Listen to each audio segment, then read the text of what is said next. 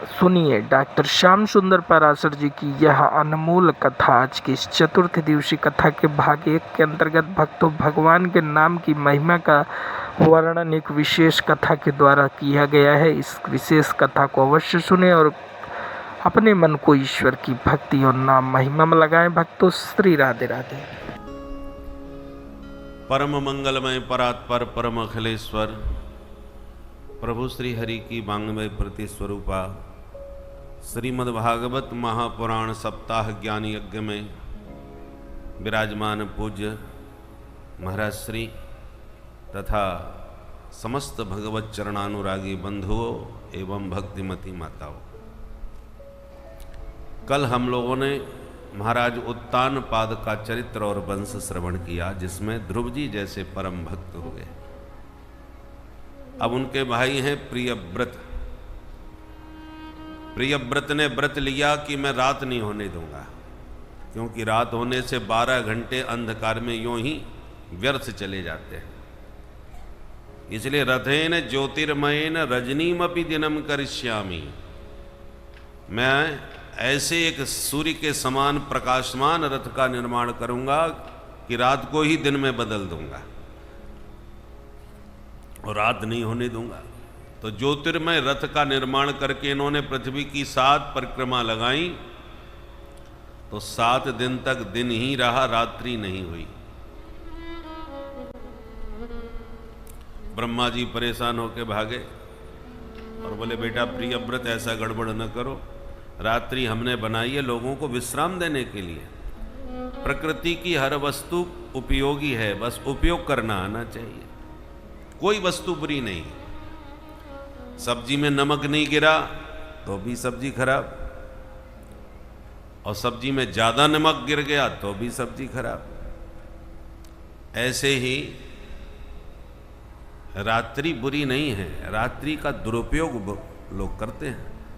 संसारी लोग दिन भर के हारे थके रात्रि में विश्राम करते हैं, और संसार सोता है तब संत जाग करके अपनी शांत वेला में साधना करते हैं, और चोर डकैत उसी रात के अंधेरे में ताले चटकाते हैं। तो रात्रि बुरी थोड़ी है, हम अपने कर्मों से उसका दुरुपयोग करते हैं। बात समझ में आ गई। प्रियव्रत ने अपना वह संकल्प त्याग दिया, पर पृथ्वी में 7 द्वीप और 7 समुद्रों की रचना हो गई प्रियव्रत के प्रताप से। सबसे पहला द्वीप बना जम्बू द्वीप, जहां के हम लोग वासी हैं। जहां के राजा बने आग्नेन्द्र। आग्नेन्द्र के 9 बेटा हो गए, तो जम्बू द्वीप के 9 खंड हो गए। इलाव्रत खंड, केतुमाल खंड, हरिवर्ष खंड, किमपुरुष खंड, भद्रासु खंड, अजनाब खंड, ये सब 9 खंड हो गए हैं जम्बू द्वीप के।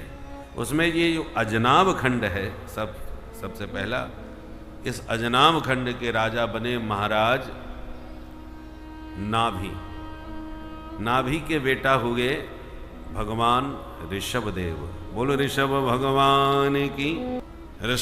ऋषभदेव जी ने इंद्र की बेटी जयंती से विवाह करके 100 पुत्रों को जन्म दिया, जिनमें ऋषभदेव जी के सबसे बड़े बेटे का नाम था भरत, जो इतना प्रतापी हुआ कि इस भरत के नाम से इस अजनाब खंड का नाम भारतवर्ष पड़ गया।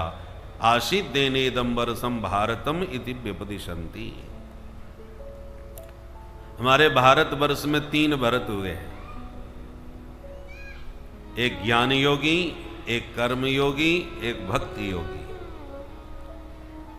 ये जो ऋषभदेव जी के बेटा भरत हैं, जिनसे ये भारतवर्ष कहलाया, ये ज्ञान योगी भरत हैं। इनके 5 पुत्र हुए। बड़े बेटे को सत्ता सौंप करके ये भजन करने चले गए। गंडकी नदी के किनारे पुलहाश्रम में तप किया, परंतु एक मृग के बच्चे में इतने आसक्त हो गए कि मरते समय उसी का स्मरण किया तो अगले जन्म में मृग बन गए। जीव जंतुओं पर दया जरूर करो, पर आसक्ति बहुत मत करो।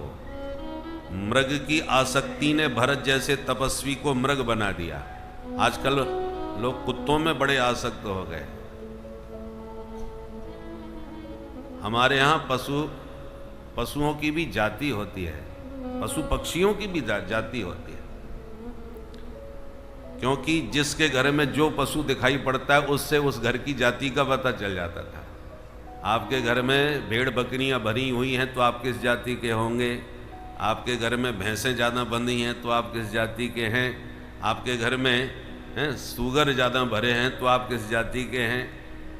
आप लोग बताने की ज़रूरत नहीं है, पशुओं से पहचान हो जाती है कि नहीं। ऐसे ही हर कोई हर किसी पशु का पालन नहीं करता था, वो जिस जाति का था अपने स्वरूप अनुरूप ही उस पशु का भी पालन करता था। ब्राह्मण ऋषि मुनि जो हैं उनके यहाँ गौ माता का ही दर्शन होता था। तो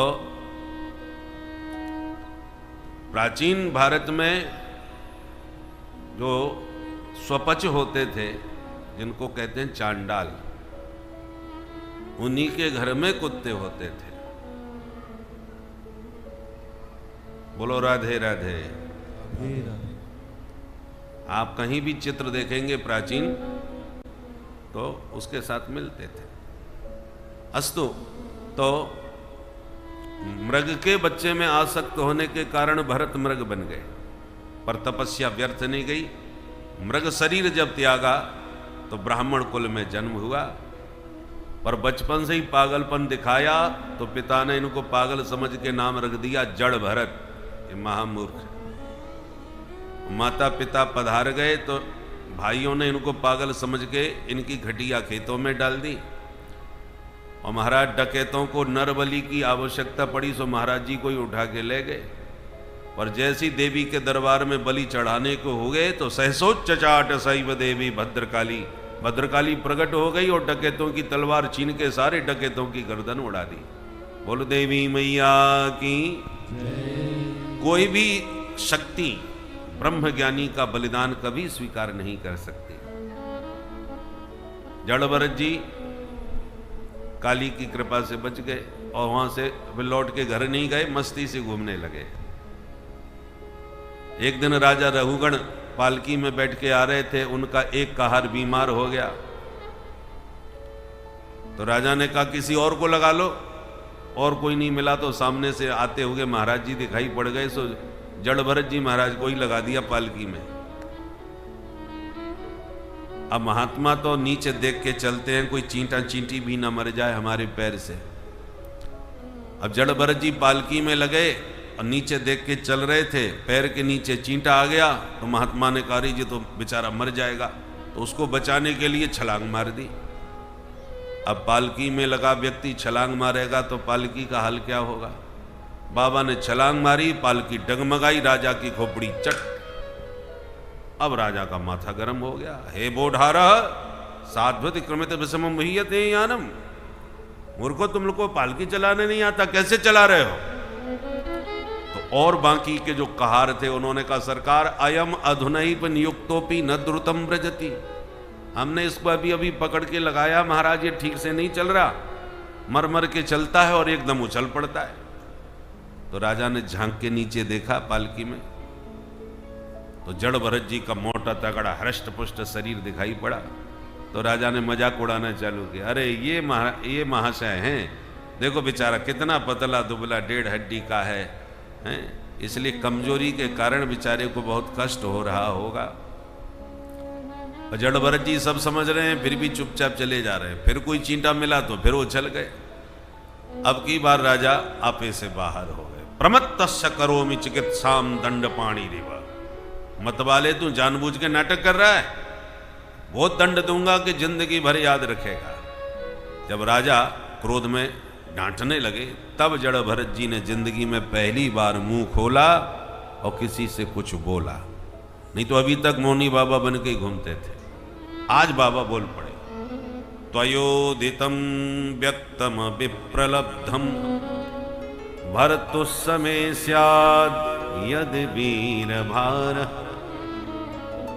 गन्तुर्यदि स्यादधिगं विमध्वा पीवेति रासौ न विदाम प्रवाद।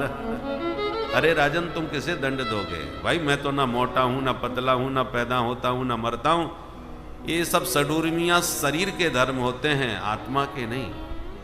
अस्ति जायते वर्धते पन्नमते अपक्षीयते विनश्यति। ये सब शरीर के धर्म हैं। देहेन जातस्य हिमेन संति।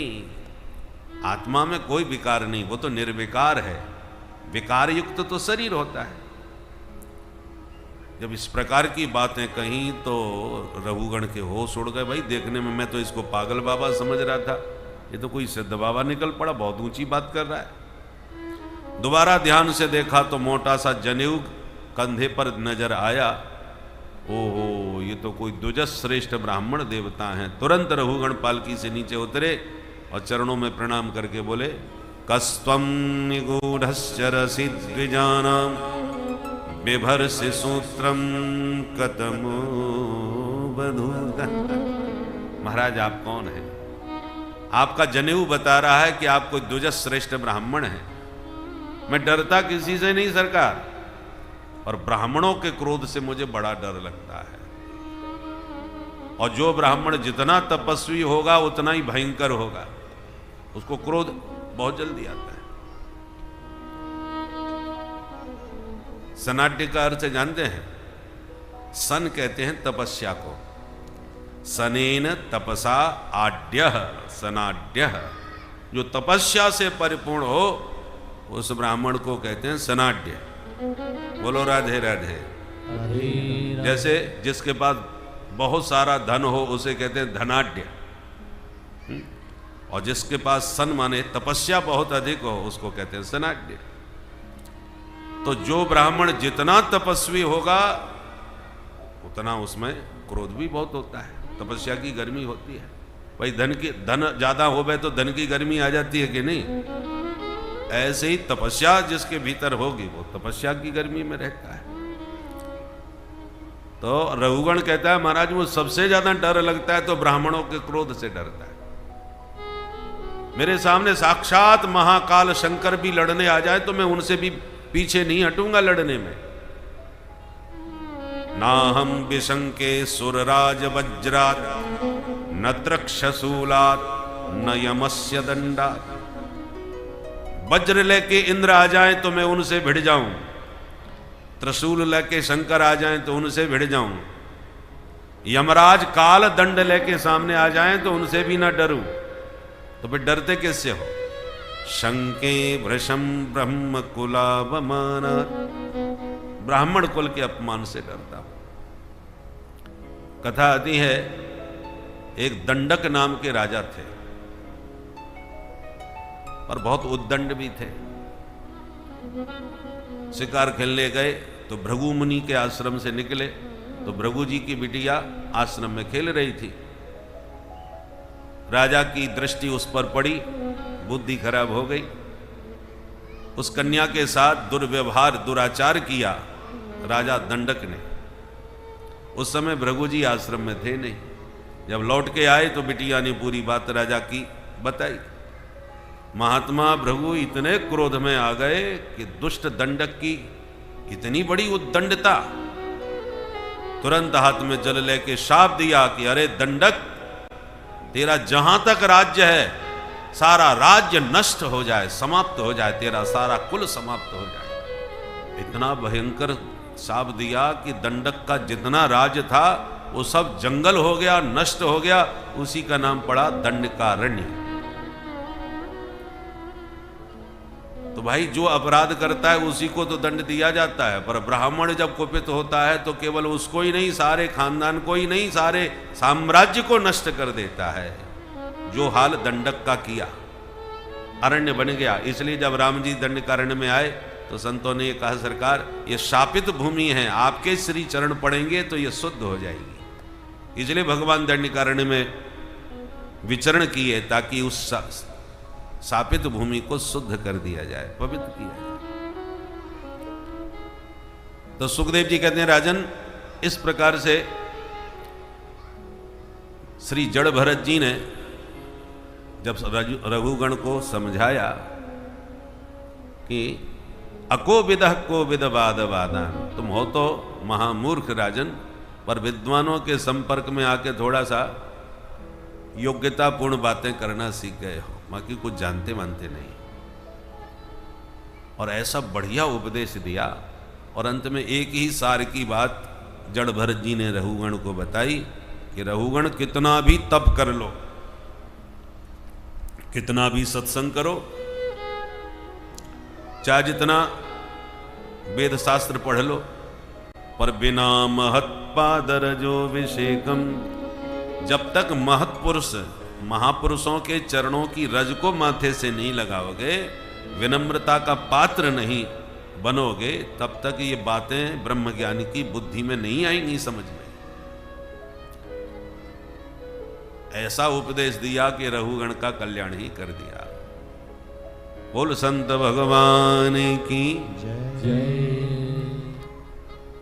इसी प्रियव्रत वंश के अंतिम राजा महाराज विरज हुए।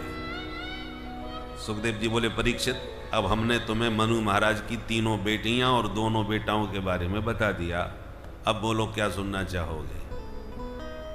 तो परीक्षित ने कहा, हमारा थोड़ा ये भूगोल खगोल के बारे में भी कुछ हमें बताओ।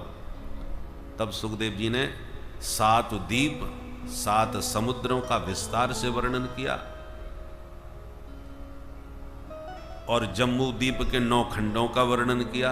जैसे कमल की पंखुड़ियां होती हैं, ऐसे जम्बू द्वीप के ये 9 खंड हैं, परंतु केवल अजनाब खंड ही ऐसा है। अजनाब खंड का ही नाम भारतवर्ष है।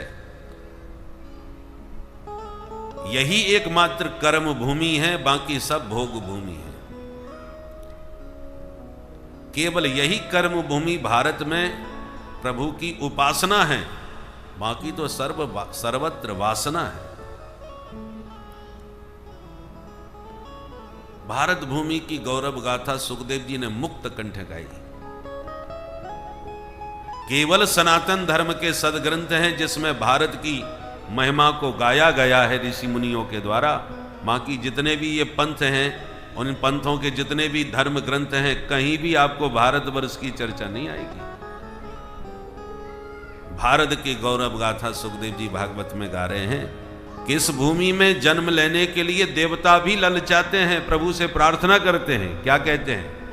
अहो अमीसाम किमकारी शोभनम प्रसन्नयेषां स्वदित स्वयं हरि यैर्जन्म लब्धं नृषभारताजिरे मुकुंद सैवोपयकं स्पृहाहीनः। देवता कहते हैं, हे प्रभु, वो दिन कब आएगा जब भारत भूमि में हमारा भी जन्म हो। इन भारतवासियों ने क्या पुण्य किया था जो इनको आपने भारत में भेज दिया। किमकारी शोभनम, क्यों भैया, तुम तो स्वर्ग में रह रहे हो, दिव्य देह दिव्य भोग आपके पास है, फिर तुम हमारे भारतवर्ष में आना क्यों चाहते हो? देवता कहते हैं, और तो सब कुछ हमारे पास है, पर कुछ चीजें ऐसी हैं जो सिर्फ भारत में हैं, हमारे पास नहीं। कौन कौन सी?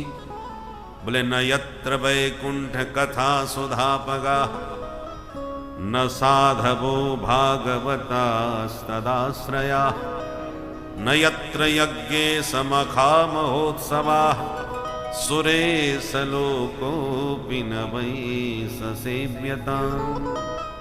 हमारे स्वर्ग में हम सुनना चाहें कि भगवान की कथा सुन लें, तो हमारे स्वर्ग में कोई कथावाचक कथा सुनाने के लिए प्राप्त हमें नहीं होता, उपलब्ध नहीं होता। ये भगवान की सुंदर कथा आपको इसी भारत भूमि में मिलेगी, स्वर्ग में नहीं मिलने वाली। अरे स्वर्ग की कौन कहे? स्वर्गे सत्ये च कैलासे वैकुंठे नास्तयम रसः। स्वर्ग की छोड़ो, ब्रह्मलोक में भी ये आनंद नहीं मिलता। वैकुंठे अपि अयम रसः नास्ति, वैकुंठ में भी नहीं। अतः पिबन्तु सद्भाग्याः मामा मुंचन करहिचित्। एक प्रश्न उठता है, मनुष्य बड़े के देवता? तो सब कहेंगे, भाई देवता लोग बड़े होते हैं तभी तो हम उनकी पूजा करते हैं। तो आश्चर्य की बात यह है कि जब मनुष्य से देवता श्रेष्ठ हैं, हमसे ऊपर रह रहे हैं, तो फिर ये देवता मनुष्य बनने के लिए भारत में आना क्यों चाह रहे हैं? उसका एक कारण है जो एक उदाहरण से समझ में आएगा। एक राजा ने अपने खजाने खोल दिए, प्रजा को बुला के कहा जिसको जो चाहिए ले जाओ। अब उनके खजाने में कुछ चांदी के बर्तन थे और कुछ लोहे के, तो जो भी आया उसने चांदी पर हाथ मारा और बाकी जो बचे वो लोहा लेके ही संतोष करने लगे, जो मिल जाए सो सही। बंटवारा हो चुका। अब राजा ने कहा चांदी वाले चले जाओ और लोहा लिए जो खड़े हैं वो एक एक करके मेरे पास आओ। तो चांदी वाले चले तो गई, पर छुप छुप के देखने लगे लोहा वालों को क्यों बुलाया भाई। राजा के हाथ लग गई थी पारस मणि। राजा ने वो मणि सबके लोहे से रगड़ डाली तो सबका लोहा सोना बन गया। अब जब चांदी वालों ने यह दृश्य देखा तो सब सिर पकड़ के बैठ गए, हे भगवान हम तो बड़े घाटे में पड़ गए। पहले तो कह रहे थे हमारी तो चांदी हो गई, इतनी चांदी मिल गई, पर जब लोहा को सोने में परिणत होते देखा तब उनको लोहा वालों से जलन होने लगी, ईर्ष्या होने लगी। इसी प्रकार मनुष्य शरीर है लोहे के समान और देवताओं का शरीर है चांदी के समान। तो लोहे से चांदी कीमत, ऐसी देवता मनुष्यों से श्रेष्ठ। किंतु यदि इस मनुष्य को किसी सिद्ध कोटि के संत रूपी पारसमणि का संपर्क प्राप्त हो जाए तो वह सिद्ध संत इस मनुष्य को उस पदवी को पहुंचा सकता है जहां देवताओं की भी गति नहीं है, भगवान के दिव्य धाम की प्राप्ति करा सकता है। यद गत्वा न निवर्तन्ते तद्धाम परमम मम। स्वर्ग से तो नीचे गिरना पड़ता है, पर वैकुंठ गए तो फिर लौट के आने की जरूरत नहीं। और वह सामर्थ्य मनुष्य शरीर की साधना से ही संभव है। देवता चाहें कि ऊपर जाने की और साधना हम कर लें तो नहीं कर सकते। वो तो अपने भोग भोगो और भोग करके नीचे आओ। क्षीणे पुण्य मर्त्यलोकम विशंति। इसलिए जब हम लोग कथा सुनते हैं, भजन करते हैं, तपस्या करते हैं तो देवताओं को हमसे जलन होने लगती है कि आज तक तो ये हमको पूज रहा है, ऐसी करता रहा तो कल इसकी पूजा हमें करनी पड़ेगी। जैसे आप कोई बहुत बड़े अधिकारी हों और आपके नीचे कर्मचारी काम करने वाला और आरक्षण का सहारा लेकर के वो आपका ही अधिकारी बन करके कल आ जाए तो आपका मूड खराब नहीं होगा।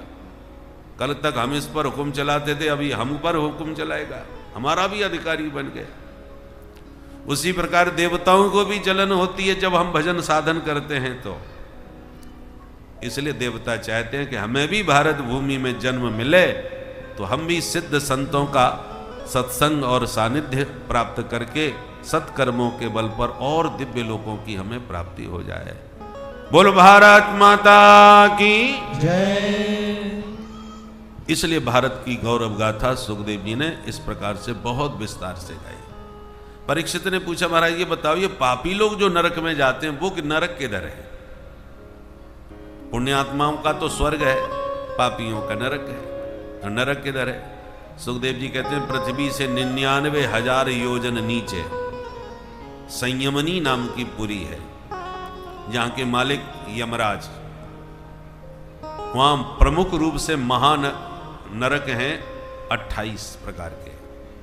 28 प्रकार के नरकों का वर्णन किया। तामिश्र, अंध तामिश्र, रौरव, महारौरव, कुंभीपाक, असिपत्रमन, सूरकर्मुख, लाला भक्ष, बैतरणी, पुयोद, प्राणरोध, वज्रकंटक, सालमली, ये सब नरकों के नाम हैं। कौन पापी किस नरक में जाता है उसका विस्तार से वर्णन किया। यस्तु परवित्तापत्य कलत्राण्यपहरति सही कालपाशबद्धो यम पुरुषै अति भयानक तामिश्रे नरके बलान्यपात्यते। जो दूसरों की धन संपत्ति, स्त्री पुत्र का अपहरण कर लेते हैं वे पापात्मा तामिश्र नरक में जाते हैं, जहां तांबे के समान आग में तपी हुई भूमि पर इन जीवों को पटक दिया जाता है। घर में आए हुए अतिथि मेहमानों को जो क्रोध भरी आंखों से देखते हैं या देखती हैं, ये कहां से आ मरा, अब रोटी बना के कौन खवाए। तो ऐसे गृहस्थों को वज्रतुंड नरक में जाना पड़ता है, जहां गीध उनकी आंखें नोच नोच के खा जाते हैं। इतने भयानक नरकों का वर्णन किया कि परीक्षित तो घबरा गए। हाथ जोड़ के बोले महाराज ये तो नरक बहुत खतरनाक होते हैं, इनसे बचने का कोई उपाय है क्या? बोले बिल्कुल है, जरा बताओ तो कौन सा उपाय है। तब सुखदेव जी ने कहा परीक्षित नरकों को एक तरह तुम धोबी घाट समझो। देखो भाई, कपड़े गंदे तो होते हैं, चाहे जितनी सावधानी से पहनो। अब उसकी सफाई के दो ही तरीके हैं कि साबुन लेके खुद रगड़ दो, अपने हाथ से साफ कर लो, और नहीं करोगे तो फिर धोबी घाट है, वहां भेजना पड़ेगा। धोबी जी अच्छी तरह से ड्राई क्लीनिंग करके भेज देंगे। और इतना ध्यान रखिएगा, आप अपने कपड़े को अपने हाथ से जितने प्यार से धोगे, धोबी उतने प्यार से नहीं धोएगा। वो तो धुलाई तो करेगा, पर धुनाई भी खूब करेगा, अच्छी तरह से कपड़ा साफ करेगा। उसी प्रकार नरक हैं धोबी घाट। और ये जो शरीर है ना, ये भी वस्त्र ही है। कबीरदास जी ने वस्त्र के रूप में इसका वर्णन किया। ये चादर है और बड़ी नाजुक है, पर बहुत कीमती है। चदरिया झीनी रे झीनी, झीनी झीनी राम नाम रस भीनी। चदरिया झीनी रे झीनी, झीनी है राम नाम रस बिना। चदरिया झीनी रे झीनी। ये चादर किस फैक्ट्री में बनी, किस मटेरियल से बनी, कबीरदास जी ने पूरा वर्णन किया है। अष्ट कमल का चरखा बनाया, 5 तत्व की बूनी। चदरिया अष्ट कमल का चरखा बना, अष्टधा प्रकृति, 5 तत्व पंचमहाभूत की बूनी। अष्ट कमल का चरखा बनाया, 5 तत्व की बूनी। अष्ट कमल का चरखा बनाया, 5 तत्व की बूनी। 9-10 मास बुनन में लागे, 9-10 मास बुनन को लागे। मूरख मैली कीनी। चदरिया झीनी रे झीनी, झीनी झीनी राम नाम रस बिना। चदरिया झीनी रे झीनी। चादर तो कंप्लीट हो गई, परंतु जरा रंग बढ़िया हो तो रंगीन कपड़ा और अच्छा होता है। अब रंग कौन सा भरना है? रंगरेज कौन है जो रंगता है? संत सदगुरु हैं, जो संस्कारों के रंग से इसको रंगते हैं। जब मोरी चादर बन घर आए, रंग रेज को दीनी। चदरिया जब मोर चादर बन घर आई, रंग रेज को दीनी। चदरिया रंग रेज को दीनी। चदरिया रंग रेज को दीनी।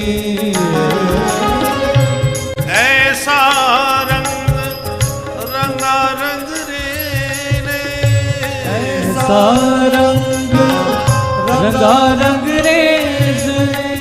लालो लाल कर दीनी। चदरिया झीनी रे झीनी। है नाम नाम रस बीनी। चदरिया झीनी रे झीनी। है राम नाम रस बीना। चदरिया झीनी रे झीनी। ये लाल रंग क्या है? लाली मेरे लाल की, जित देखूं तित लाल। और लाली देखन में चली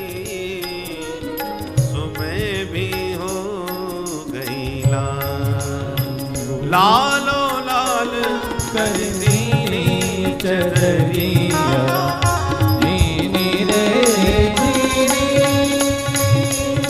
हे राम नाम रस बीनी चदरिया दीनी रे दीनी राम नाम रस बीनी चदरिया दीनी रे दीनी दीनी रे दीनी दीनी रे दीनी। तो ये शरीर भी चादर है और इस पर आप भक्ति का रंग प्रेम का रंग चढ़ाना चाहते हो, भक्ति का रंग चढ़ाना चाहते हो, या काला आतंकवाद का रंग चढ़ाना चाहते हो, ये आपके विवेक पर निर्भर है। काला, पीला, लाल, जो रंग चढ़ाना चाहो चढ़ाओ। अब जैसे संपर्क में आओगे वैसा ही रंग चढ़ जाएगा। संगत की रंगत आती है। साधु संतों के संपर्क में रहोगे वैराग्य का रंग चढ़ेगा। आतताइयों के संपर्क में जाओगे तो आतंकवाद का रंग चढ़ेगा।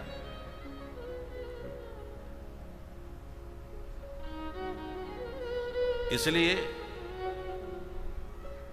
संगत की रंगत महत्वपूर्ण होती है। आप किसके संपर्क में हैं? तो सुखदेव जी कहते हैं, परीक्षित, ये नरक जो है ना, ये धोबी घाट है। इन कपड़ों में जो भी गंदगी लगती है उसकी सफाई वहीं जाके होती है। यमराज यमदूतों के द्वारा मार पीट के साफ जो काला दाग धब्बे होते हैं साफ कर देते हैं। परीक्षित बोले, महाराज बचने का कोई उपाय हो तो बताओ। सुखदेव जी बोले, एक ही उपाय है। क्या? बड़े से बड़े पापों का प्रायश्चित भी होता है, जिससे पाप के दाग साफ हो जाते हैं। चांद्रायण व्रत है, कृच्छ्रायण व्रत है, इन व्रत उपवासों से भी पाप के दाग धुलते हैं, कटते हैं। पर सबसे बड़ा प्रायश्चित है भगवन नाम संकीर्तन।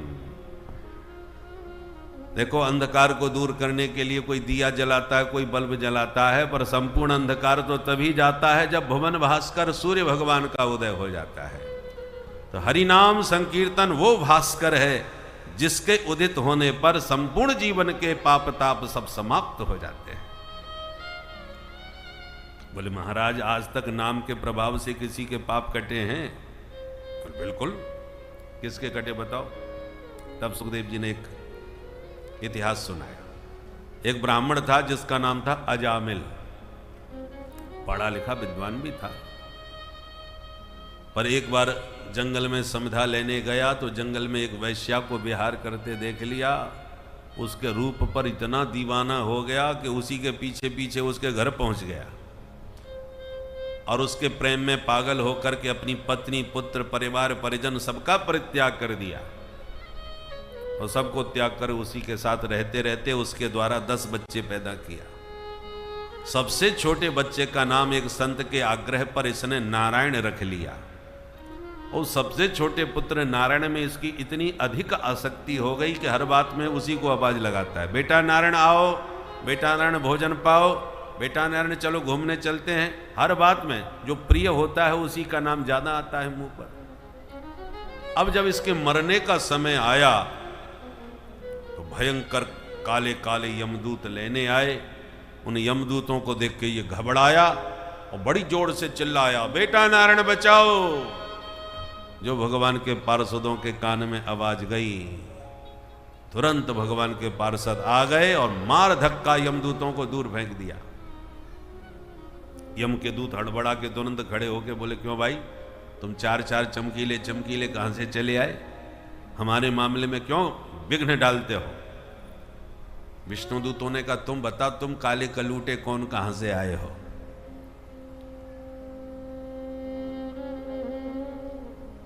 यमदूत बोले, हमको नहीं जानते, हम यमराज के दूत हैं, पापियों को पकड़ने का काम करते हैं। हम इसके लिए पूरा वारंट लेके आए हैं, पकड़ के ले जाएंगे और इसकी सफाई करेंगे। विष्णुदूतों ने कहा, पर तुम नहीं जानते, हम नारायण के दूत हैं। जो नारायण को पुकारते हैं उन्हें लेने तो हम आते हैं। तुमने सुना नहीं कितनी जोर से आवाज लगा रहा था, नारायण बचाओ। हमारे प्रभु का नाम लेने वाले पर तुमने हाथ उठाने का दुस्साहस कैसे किया? यमदूतों ने कहा, सुनो, आपको थोड़ा सा भ्रम हो रहा है। अरे ये आपके नारायण को जानता भी नहीं होगा, ये अपने बेटे नारायण को बुला रहा है, इसके बच्चे का नाम नारायण है, आप धोखा खा रहे। विष्णुदूतों ने कहा, हमें इससे कोई लेना देना नहीं, इसके बच्चे का नारायण नाम है भी तो 4 साल पहले रखा गया है, पर हमारे प्रभु का नारायण नाम तो हजारों साल पहले से है, तो ये नारायण नाम किसका माना जाएगा बताओ? मूल में तो हमारे प्रभु का ही नाम हुआ कि नहीं?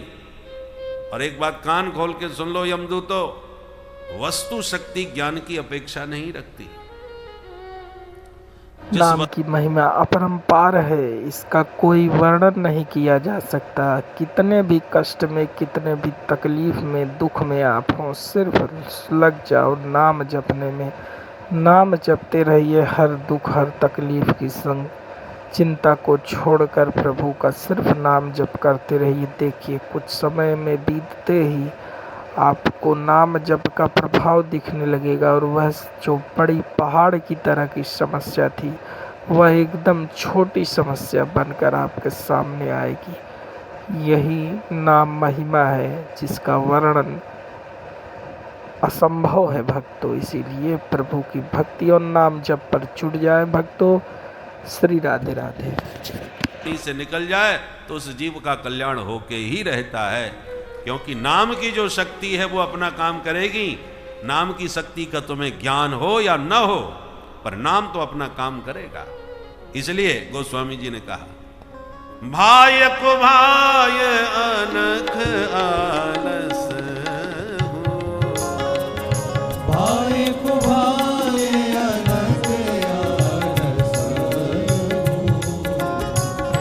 नाम जपत मंगल दिस दस हो, नाम जपत मंगल दिस दस हो, कहो कहाँ लगी नाम बड़ाई, कहो कहाँ लगी नाम बड़ाई, कहो कहाँ लगी नाम बड़ाई, कहो कहाँ लगी नाम बड़ाई, राम न सकहि नाम गुण गाई, नाम न सकहि नाम गुण गाई। प्रभु के नाम की महिमा हम और आप क्या गाएं? साक्षात जिनका नाम है वो भगवान अपने नाम की स्वयं अपने श्रीमुख से महिमा गान करने में असमर्थ हैं। इसलिए यमदूतो, इसने कैसे भी किसी भी भावना से सही नारायण का नाम तो लिया है, अब तुम इससे हाथ नहीं लगा सकते। ये हमारे विभाग का मामला हो गया, जो करेंगे हम करेंगे, हमारे प्रभु करेंगे, तुम तो इससे हाथ नहीं लगा सकते। यमदूत फिर भी नहीं माने, पकड़ने की कोशिश करी अजामिल को, तो विष्णुदूतों ने वो पिटाई करी कि अंत में छोड़ छाड़ के यमदूत भागते हुए नजर आए, और विष्णुदूत भी अजामिल को छोड़ के भाग गए। अब दोनों ही छोड़ के चले गए तो अजामिल उठ के बैठ गया, अब पूरी तरह होश में आ गया। अच्छा, जो मरता है ना उसी को यमदूत या विष्णुदूत दिखाई पड़ते हैं, उसके आसपास कोई कितने भी लोग खड़े उन किसी को नजर नहीं आते। वो विष्णुदूत और यमदूतों में जो भी झगड़ा हुआ अजामिल को लेकर के, वो अजामिल ने पूरा देखा और सुना। अब पूरी तरह जब दोनों छोड़ के चले गए तो ये पूरी तरह होश में आ गया और सोचने लगा, भाई बात तो बिल्कुल सही कह रहे थे, दोनों की बातें अपनी अपनी जगह सही थी, परंतु मैंने तो सचमुच अपने बेटे को ही बुलाया था, और जब बेटे के बहाने से प्रभु का नाम गलती से निकल गया तो आज मैं बच गया यम यातना से। तो जब गलती से धोखे से नाम लेने में ये चमत्कार हो गया, तो सचमुच प्यार से नाम लिया होता तो भगवान जाने क्या कमाल होता।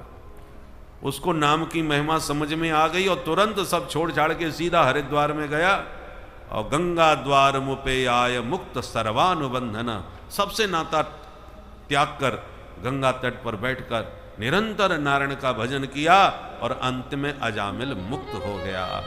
और यमदूतों ने यमराज के पास जाके काल दंड फेंकते हुए कहा, महाराज हमारी नौकरी हो गई पूरी, अब हमें नहीं करनी। क्यों भाई, क्या हो गया?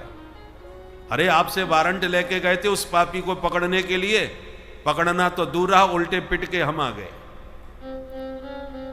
भाई तुम्हें किसने मारा?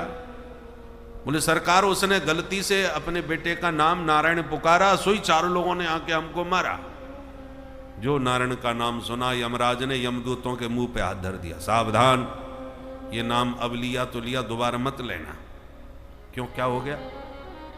अरे भाई ये प्रभु का पवित्र नाम है और यहाँ पापी लोग नरक के सब पड़े हुए हैं, और ये प्रभु का पवित्र नाम कहीं उनके कान में पड़ गया तो मेरा सारा कारोबार चौपट हो जाएगा, सबकी तुरंत यहाँ से विदाई करनी पड़ेगी।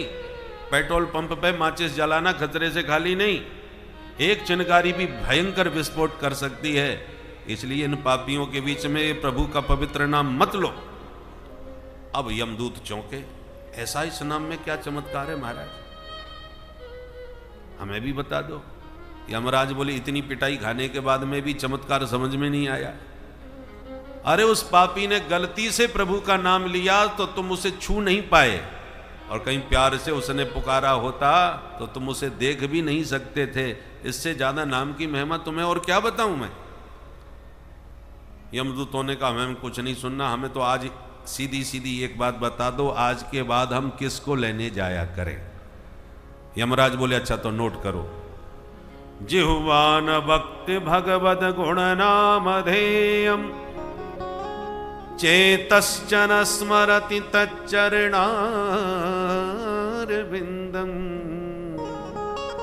कृष्णाय नो नमति यदशिर एकदापि तानानयध्वमसतो कृतविष्णुकृत्या। जिनकी जिह्वा से प्रभु का पवित्र नाम न निकलता हो उन्हें पकड़ के मेरे पास लाओ। जिनका चित्त हरि के चरणों का चिंतन न करता हो उन्हें पकड़ के लाओ। जिनका सिर भगवान के चरणों में न झुकता हो तान आनयध्व, बस ऐसे ऐसे पापियों को ही पकड़ के लाया करो। सुखदेव जी कहते हैं, राजन ये बड़ा गोपनीय इतिहास है जो कुंभज ऋषि ने माने अगस्त मुनि ने हमको सुनाया था, जो प्रसंग बस आज हमने तुम्हें सुना दिया। ये कथा की प्रामाणिकता प्रस्तुत करी। अब यहां एक प्रश्न उठता है, यदि गलती से भी प्रभु का नाम निकले जाए तो जीव का कल्याण हो जाए, उसके सारे पाप भस्म हो जाएं, तो हम तो रोज राम राम कृष्ण कृष्ण पुकार रहे हैं, फिर हमारे पाप क्यों नहीं कट रहे? उसका एक कारण है, आपने जहां प्रभु का नाम लिया, बोलो राधे राधे, जय सिया राम, जय सिया राम। अब भले ही आपने अपने मन से प्यार से नहीं लिया, मेरे कहने से तो ले ही लिया, तो आपने यदि नाम लिया है तो प्रमाद से गलती से तो नाम तो आपने लिया है, तो पाप तो आपके कट जाने चाहिए, और कटते हैं इसमें कोई संदेह नहीं। कैसे भी भाय कुम्हाय अनख आलस हो, प्रमाण है। सांकेत्यम पारिहास्यम वा स्तोभम हेलन में ववा वैकुंठ नाम ग्रहणम अशेषाघरम विदुः, शास्त्र प्रमाण है। नाम लेते ही सारे पाप भस्म हो जाते हैं, ये बात पक्की है, सच्ची है, पर एक सावधानी जरूर है। क्या? बोले नाम लेने के बाद पाप तो कट गए, फिर दोबारा कोई पाप नहीं बनना चाहिए, तो एक ही नाम आपको तार देगा, एक नाम आपके जीवन के लिए पर्याप्त है। पर होता क्या है, कथा में आए, खूब राधे राधे गाए, सारे पाप भस्म किए, और जब चलने लगे तो किसी के जूता चप्पल ही पहन के घिसक लिए, तो बाहर ही नहीं निकल पाए, तब तक पाप फिर हावी हो गए। जहां हम दोबारा पाप करते हैं तो जितने भस्म पाप हैं वो सब बलवान हो जाते हैं, जागृत हो जाते हैं, बलिष्ठ हो जाते हैं। इसलिए शर्त यह है, नाम मुख से निकले और फिर कोई पाप न बने, तो एक नाम ही आपको तार देगा। और इसलिए अंतकाल पर जोर दिया जाता है। अंत में अंत राम कहे आवत नहीं, अंत में क्यों जोर दिया? क्योंकि आप समझो आपको ठोकर लगी, हे राम कह करके आप गिर पड़े, तो राम कहते ही आपके पाप भस्म हो गए और तुरंत ही प्राण भी निकल गए। तो जब नाम निकला मुंह से और फिर प्राण भी तुरंत निकल गए, तो जब तक दूसरा कोई पाप बन नहीं पाया, तो जो भस्म हो गए थे उनको बलवान होने का अवसर नहीं मिल पाया और एक नाम नहीं आपको तार दिया। इसलिए अंत पर जोर दिया जाता है। तो आप कहोगे तो फिर हम अभी से परेशान क्यों हों? जब देखेंगे मामला कुछ गड़बड़ हो रहा है, सो राम राम कह के छुट्टी करेंगे, जिंदगी भर मौज करेंगे। ये असंभव है। जीवन में जो किया है अंत में वही याद आएगा। लाख कोशिश करो, राम राम कभी नहीं निकलने वाला। एक बुढ़िया थी, जिंदगी में कभी भजन नहीं किया। अब जब मरने वाली थी, उसकी सांस उखड़ रही थी, तो बच्चे कथा सुन के पहुंचे। जब देखा कि दादी जी जाने वाली हैं, तो सबने घेर के बच्चों ने कहा, दादी माँ राम राम बोलो, राम राम बोलो, तुम्हारा कल्याण हो जाएगा। महाराज जी कह रहे थे कथा में। बुढ़िया बड़ी जोर लगा के बोली, बेटा मुंह पे बोलो ना जाए। तो बच्चों ने कहा, तू इतना तो बोल गई, अब तू और कुछ मत बोल, केवल राम राम बोल। और बुढ़िया बार बार एक ही बात कह, बेटा मुंह पे बोलो ना जाए। बच्चे बड़े परेशान, बुढ़िया कितना बोल रही है पर राम राम नहीं बोल रही। एक सज्जन बड़े होशियार थे, उन्होंने कहा, तुम हटो पीछे, मैं बुलवाता हूं। सो आके बोले, दादी आप ये बताओ कि आप क्या नहीं बोल सकती। उसने प्रश्न ही उल्टा कर दिया कि जब मैं पूछूंगा कि तुम क्या नहीं बोल सकती, तो बुढ़िया यही तो कहेगी कि मैं राम राम नहीं बोल सकती। तो गलती से ही सही राम राम मुंह से तो निकल जाएगा इसके। इसलिए वो चतुर सुजान ने पूछा कि दादी ये बताओ आप क्या नहीं बोल सकती। बुढ़िया तुरंत बोली, बेटा जो तू बुला वो चाहे बस वो ही ना बोल सकूं मैं। ले, पूरी कोशिश कर ली पर बुढ़िया राम राम नहीं बोली। जन्म जन्म मुनि जतन कराही, जन्म जन्म मुनि जतन कराही, अंतराम कहीं आवत नाही, अंतराम कहीं आवत नाही। अरे हजारों जन्मों से साधना करते करते संतों के मुख से भी प्रभु का नाम अंत काल में नहीं निकलता, तो मनमानी करने वाला कैसे राम नाम बोल देगा। अथवा इस चौपाई का यह भी अर्थ किया जा सकता है कि जन्म जन्म मुनि जतन कराई। मुनि कहते हैं मननशील महापुरुषों को, जो दिन रात मनन कर रहे हैं प्रभु के नाम का, वो मुनि कहलाते हैं। तो जो महात्मा दिन रात जन्म जन्मांतरों से भजन करते हुए आ रहे हैं, उन्हीं महात्माओं के मुख से अंत राम कहे। वे ही महात्मा अंत में राम कह पाते हैं, और जो अंत में राम कह देते हैं वो फिर आवत नहीं, फिर लौट करके संसार में कभी आते ही नहीं हैं। हमेशा के लिए जिसने अंत में राम कह दिया वो हमेशा के लिए तर गया। इसलिए प्रभु के नाम की बड़ी महिमा है, पर अभी से अभ्यास करोगे तो अंत में बात बन जाएगी। और तुम इकट्ठा अंत के ही भरोसे बैठे रहो तो अंत में वही याद आएगा जो जिंदगी भर किया है। एक सेठ जी के प्राण निकल रहे थे, चारों बच्चे घेर के खड़े थे, और वो सेठ जी बार बार इशारा कर रहे थे। बच्चों को लगा कि कहीं माल गाड़ रखा है, बताना भूल गए, इसलिए संकेत कर रहे हैं कि उधर गड़ा है। अब कुछ 2 मिनट के लिए बोलें तो क्लियर हो, नहीं तो कहाँ कैसे पता चलेगा।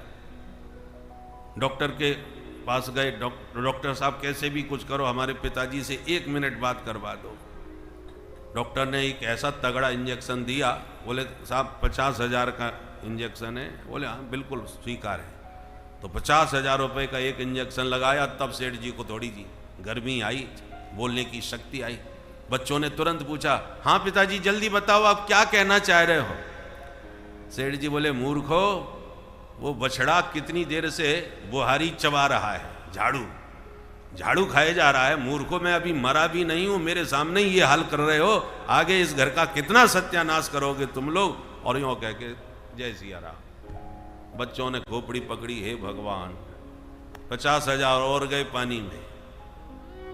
तो भैया अंत में वही याद आएगा जो तुमने किया है।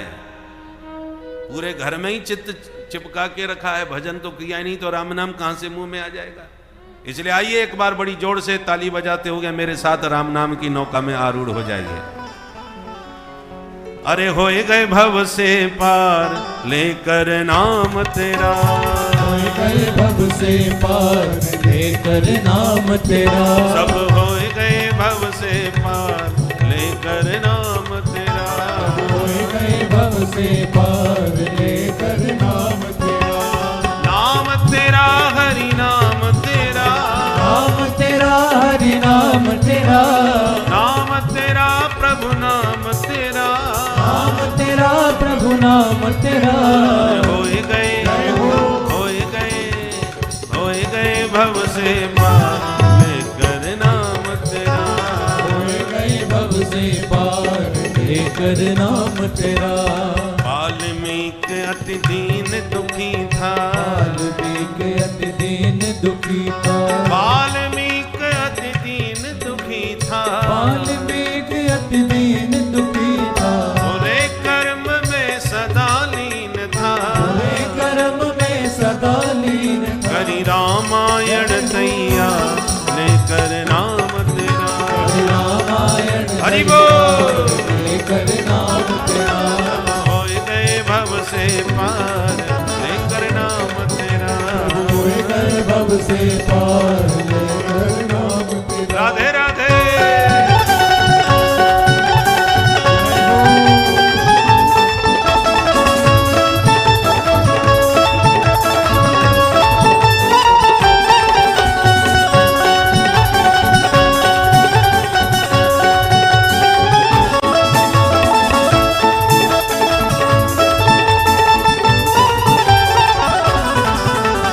हे नल नील जाति के बानर, नल नील जाति के बानर, हे नल नील जाति के बानर, नल नील जाति के बानर, राम नाम लिख दिया शिला पर, राम नाम लिख दिया शिला पर, अरे होए गई सेना पार लेकर नाम तेरा, होए गई सेना पार लेकर नाम तेरा, सब होए गए भव से पार लेकर नाम तेरा, होए गए भव से पार लेकर नाम तेरा। हरि बोल।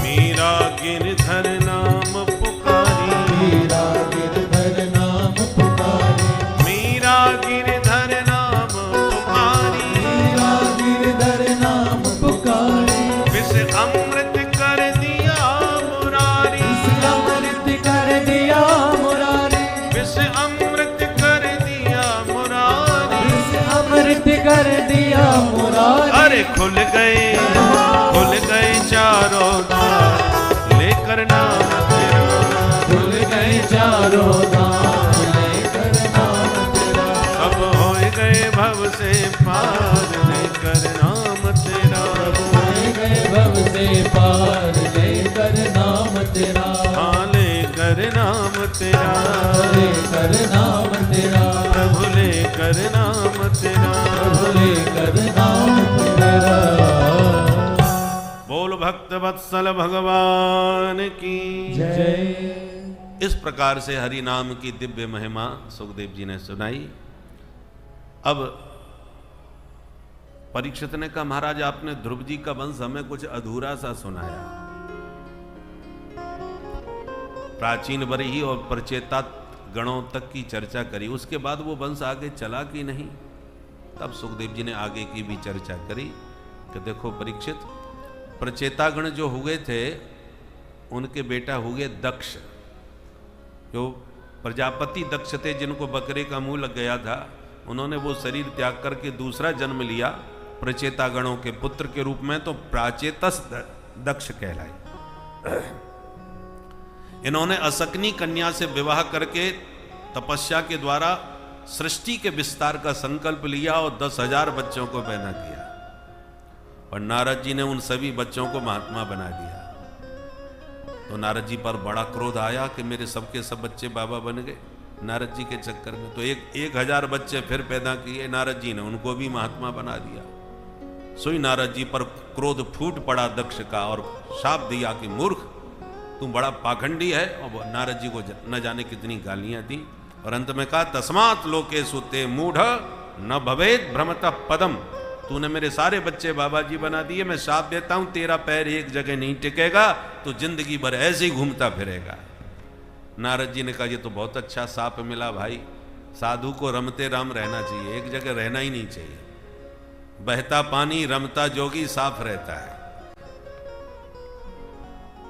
अब की बार दक्ष ने 60 बेटियों को जन्म दिया और उन्हीं से सृष्टि का विस्तार हुआ। उनमें से 27 चंद्रमा को ब्याह दी, 13 कश्यप जी को ब्याह दी। कश्यप जी की दिति नाम की पत्नी से दैत्य पैदा हुए, पर एक बिटिया पैदा हुई जिसका नाम था रचना देवी। उस रचना का विवाह त्वष्टा मुनि से हुआ, जिससे 2 बेटा हुए, विश्वरूप और सन्निवेश। उसमें विश्वरूप कुछ समय के लिए देवताओं के पुरोहित बने और इंद्र को नारायण कवच का उपदेश दिए। 6वें स्कंद के 8वें अध्याय में नारायण कवच है। जो भी द्विजाति इस नारायण कवच का नित्य पाठ करेगा, उसके ऊपर किसी का कोई जादू टोना नहीं चलेगा।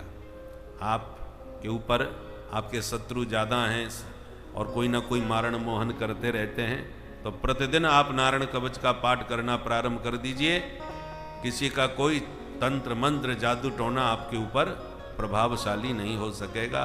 नारायण प्रभु अपने नामों से कवच बन के आपकी रक्षा करेंगे, इसलिए इसका नाम नारायण कवच है।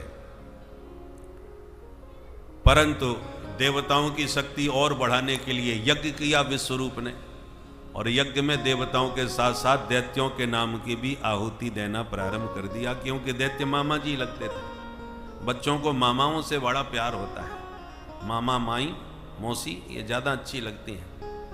तो मामा जी के नाम, मामा सब दैत्य और देवता सब चेला, तो चेलाओं के साथ साथ मामाओं के नाम की भी आहुति दी। तो इंद्र को पता चल गया, गुरु जी की गर्दन उड़ा दी। अब गुरु हत्या, ब्रह्म हत्या लग गई। इंद्र ने ब्रह्म हत्या को 4 लोगों में बांटा। पहला भाग पृथ्वी को मिला जो ऊसर भूमि के रूप में है, दूसरा भाग जल को मिला जो फैन के रूप में है, तीसरा भाग वृक्षों को मिला जो गोंद के रूप में है, चौथा भाग स्त्रियों को मिला जो रजो धर्म के रूप में है। इस प्रकार से ब्रह्म हत्या को 4 लोगों में बांट के इंद्र बच गए। परंतु जब त्वष्टा मुनि को पता चला कि मेरे बच्चे की हत्या कर दी, तो इंद्र शत्रुर विवर्धस्व माचरम जहि विद्विषम, ऐसा मंत्र पढ़ करके यज्ञ किया, पर यज्ञ में थोड़ा मंत्र में त्रुटि हो गई, तो वृत्तासुर पैदा हो गया। और जब वृत्तासुर देवताओं के सामने लड़ने आया तो भगदड़ मच गई देवताओं में, इतना भयानक असुर था। भगवान की शरण में गए, प्रभु बचाओ, ये सबको खा जाएगा। भगवान बोले, अब इसके मरने का एक ही उपाय है कि दधीच मुनि की हड्डियों से वज्र बने, तभी ये मरे, और कोई उपाय नहीं। और कोई भी महात्मा की हड्डी ले सकते थे, दधीच मुनि पर ही जोर क्यों दिया? क्योंकि भगवान परशुराम जी ने जब आतताई क्षत्रियों का अंत किया, तो उनके जितने भी दिव्य आयुध थे, धनुष बाण आदि, उन सबको बटोर करके, मान जिसका अंत करते उसी का आयुध, धनुष बाण आदि सब उठा करके इकट्ठा कर लेते। तो बहुत सारे आयुध परशुराम जी के पास इकट्ठे हो गए। अब उनका मन हुआ कि जरा अब तीर्थ यात्रा करें। तो मन में सोचा कि हम तीर्थ यात्रा में जाएंगे और ये आयुध, ये शक्तिशाली अस्त्र किसी दुष्ट आतताइयों के हाथ में लग गए तो फिर इनका दुरुपयोग होगा। सो दधीच मुनि के आश्रम में परशुराम जी ने ये सारे अस्त्र शस्त्र रख दिए और कहा, बाबा जब तक हम तीर्थ यात्रा करके आते हैं तब तक इनकी तुम रखवाली करना, ठीक है। अब परशुराम जी तो चले गए तीर्थ यात्रा के लिए। दधीच मुनि के लिए टेंशन हो गया कि इतने सारे आयुध आश्रम में रखे हैं, कोई आतंकवादी उठा के ले गया तो परशुराम जी हमसे नाराज हो गए कि वो कहाँ चले गए, तुमने उनका ध्यान क्यों नहीं दिया, रखवाली क्यों नहीं करी, तो क्या करें फिर।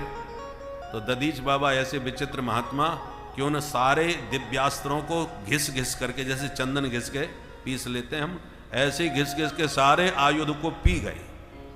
और दिव्यास्त्र जब वो पी गए तो उनके शरीर में वज्र के समान शक्ति आ गई उन आयुधों के बल पर।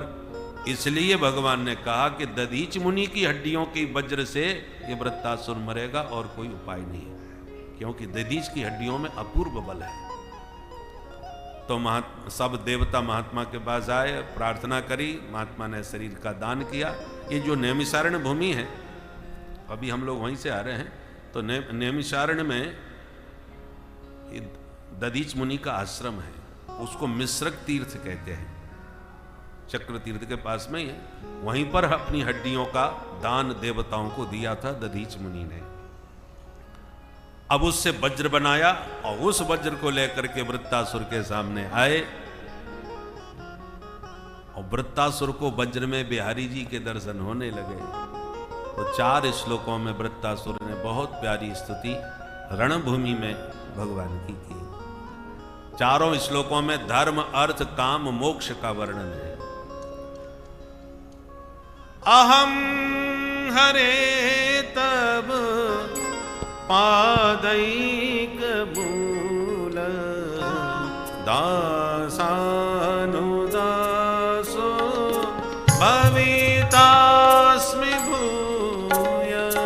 अहं हरे तव पादैक मूल दासानुदासो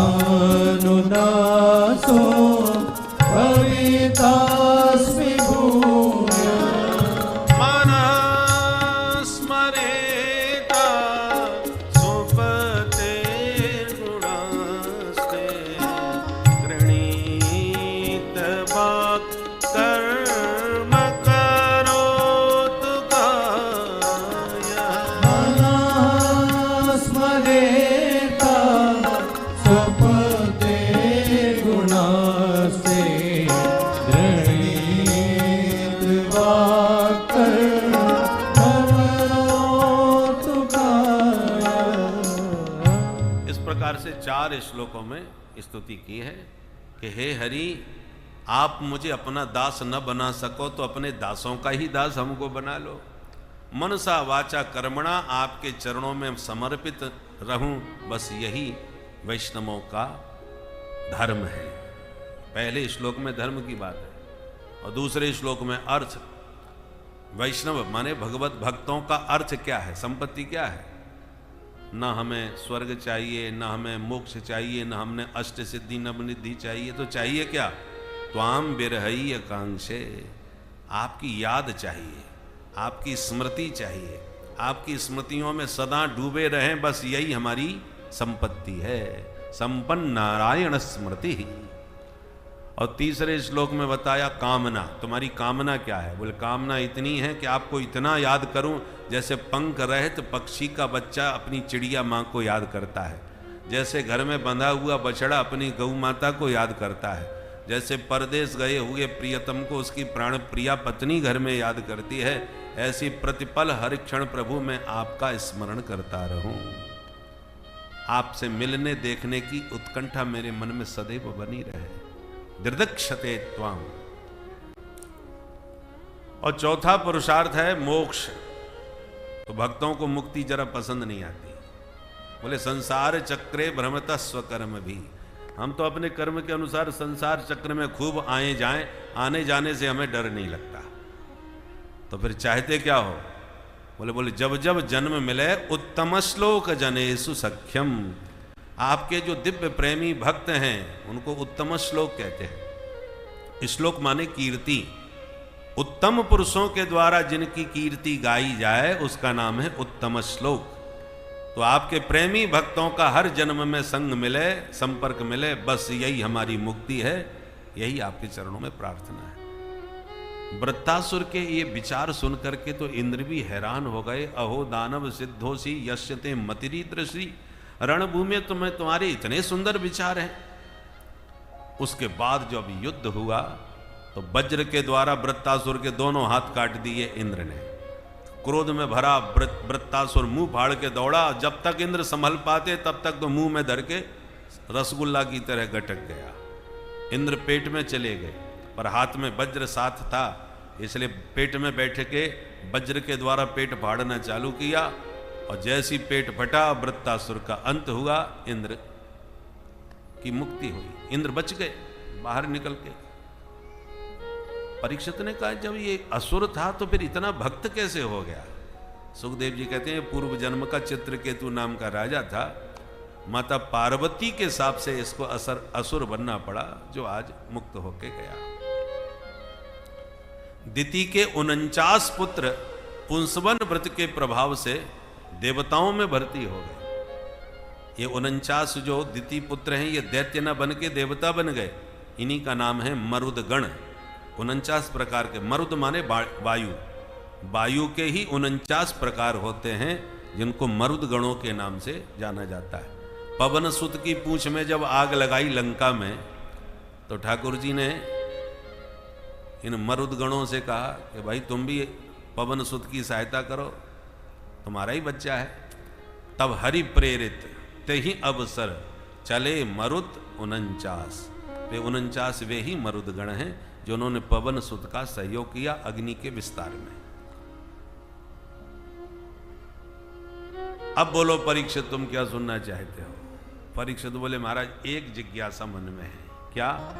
बोले हम लोग भगवान को समदर्शी कहते हैं, और समदर्शी का अर्थ होता है जो सबको समान दृष्टि से देखे, पर भगवान ऐसा नहीं करते, सरेआम पक्षपात लेते हैं, दैत्यों को मारते हैं, देवताओं का साथ देते हैं, फिर हम उनको समदर्शी क्यों कहते हैं? बहुत बढ़िया प्रश्न है।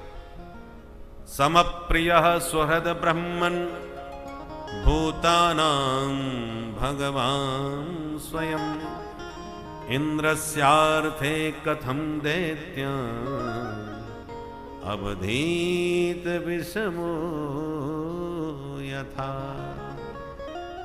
दैत्यान कथम अवधीत, भगवान यदि समदर्शी हैं तो दैत्यों को क्यों मारते रहते हैं? सुखदेव जी बोले बहुत बढ़िया प्रश्न पूछा है। परीक्षित ध्यान से सुनो। भगवान तो सचमुच समदर्शी हैं, पर उनका एक नियम है, सिद्धांत है, ये यथा माम प्रपद्यन्ते तांस तथैव भजाम्य हम। प्रभु का एक ही सिद्धांत है कि प्रभु को जो जिस रूप में भजता है, जिस कामना से भजता है, प्रभु उसको उसी रूप उसी कामना में मिलते हैं। सब सोच, सब विचार, सब के अंदर प्रभु ही विद्यमान होते हैं। जो जिस भाव को लेकर प्रभु को भजता है, प्रभु उसी भाव में उसकी इच्छा पूर्ण करते हैं और उसके विश्वास को अटल करते हैं। किंतु जो दुराचारी प्रवृत्ति के लोग भी किसी चीज़ की मनोकामना की तरफ दौड़ते हैं, तो उनकी इच्छा प्रभु उस हिसाब से भी पूरी करते हैं। क्योंकि सकल जगत में प्रभु को जिस भाव में आप देखेंगे, उसी भाव में आपके सामने दिखेंगे।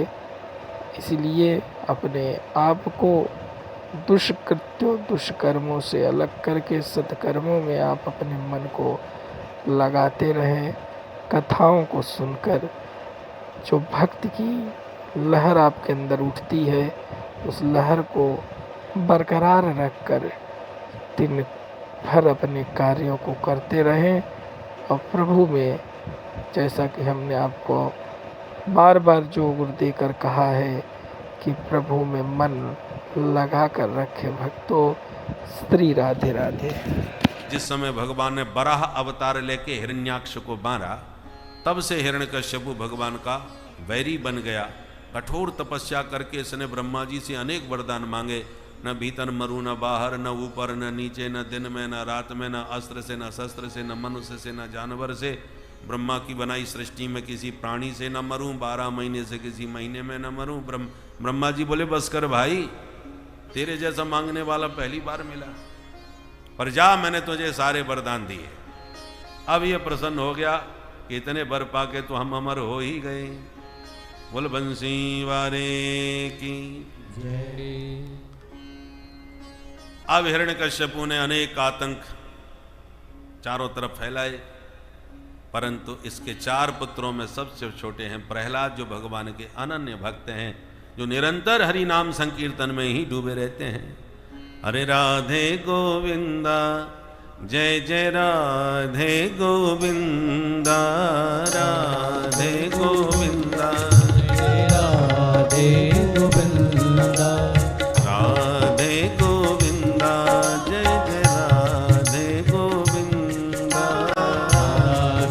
गोविंदा जय जय राधे गोविंदा। नटवर नागर नंदा जय जय राधे गोविंदा। ओ नटवर नागर नंदा जय जय राधे गोविंदा। नटवर नागर नंदा जय जय राधे गोविंदा।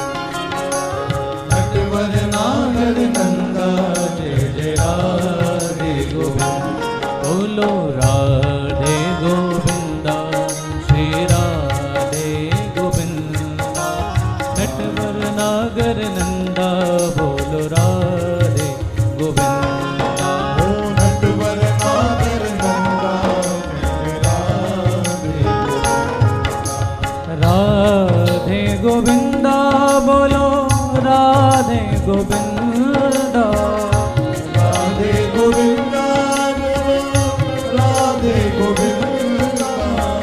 राधे गोविंदा बोलो राधे गोविंदा। राधे गोविंदा बोलो राधे गोविंदा। ओ नटवर नागर नंदा जय जय राधे गोविंदा। ओ नटवर नागर नंदा जय जय राधे गोविंदा। जय जय राधे गोविंदा।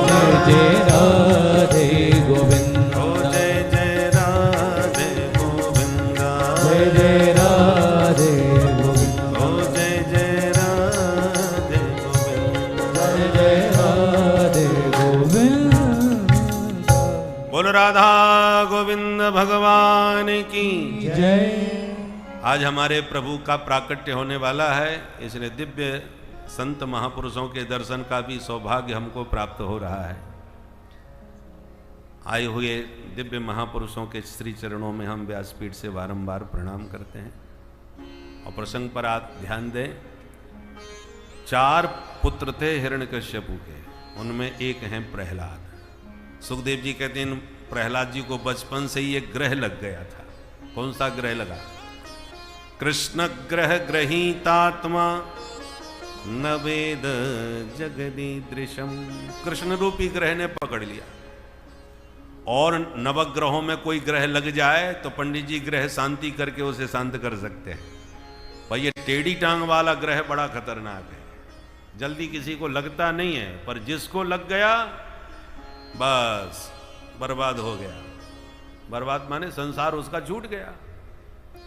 ये टेढ़ी टांग वाला जिसको लगता है उसका घर द्वार परिवार सब छोड़ा देता है।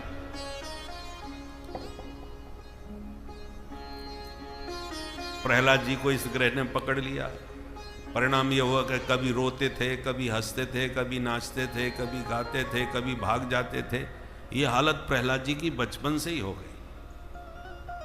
नवेद जगदी दृश्यम, भगवान के अलावा कुछ पसंद ही नहीं। अब जब बच्चा सयाना हुआ तो पढ़ने के लिए भेजा गया। कहां पढ़ने भेजे?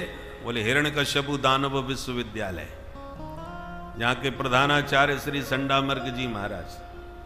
शुक्राचार्य जी के 2 पुत्र थे, संड और अमर्क, जो दैत्य पुत्रों को पढ़ाया करते थे।